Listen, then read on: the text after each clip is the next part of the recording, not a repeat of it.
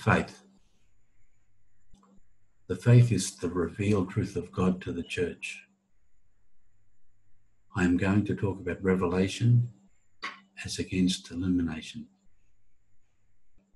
An example of the latter would be, should a seer of an apparition say something, then that is not revelation, but illumination. All apparitions should be treated as illumination. But pity the poor soul who turns their back on Our Lady's apparitions.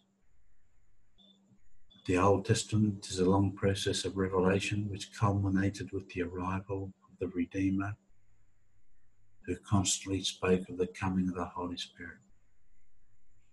Pentecost Revelation was complete. There was no more to be revealed. Yet our understanding of the revealed truth deepens. But why was revelation complete at Pentecost? The answer is simple. We always think of these matters in terms of books and written doctrine and dogmas. Yes, all very important, as we are a dogmatic faith, in spite of what people will try and tell you. But we must journey deeper than the faculties of the soul to the realm of being.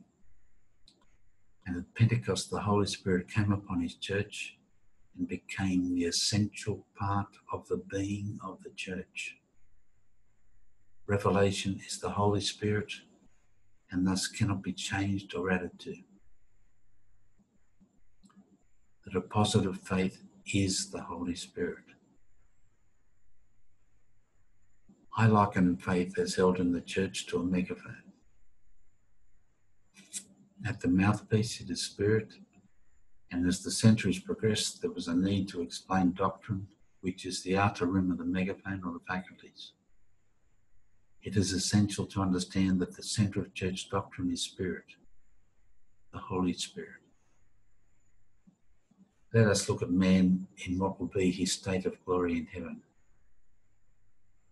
He will contain within himself all of creation, perfectly united to all. I know I'm covering this simply. He will know as against having a thought. He won't think, he will know. His intellect will be in his entire body and all of creation. So to change the contents of the faith is to change the person himself. Think carefully in what I say. In a few simple words, I am expressing great truth. What I say is written below.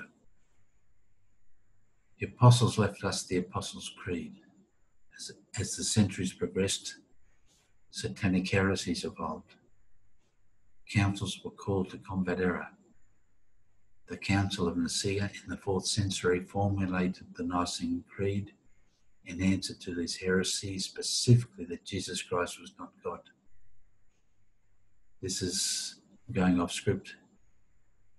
This is one of Satan's major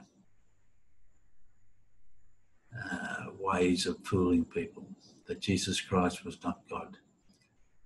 And time again, it comes up through Vatican II. Back on script. Note the Apostles' Creed begins, Credo in Deum, I believe in God. And the Nicene Creed, as said at Mass, begins, Credo in unum Deum, I believe in one God, which was an answer to heresy. Note the insertion of the word one. We must study the Nicene Creed well and make sure what we believe conforms to it. Our faith is Catholic. We must know it, and we must attempt to be Catholic in every sense of the word. The body of our faith cannot be changed as it is the Holy Spirit Himself. Should we believe what is not in that creed, then I assure you we are taking a sword to ourselves and slashing off body parts.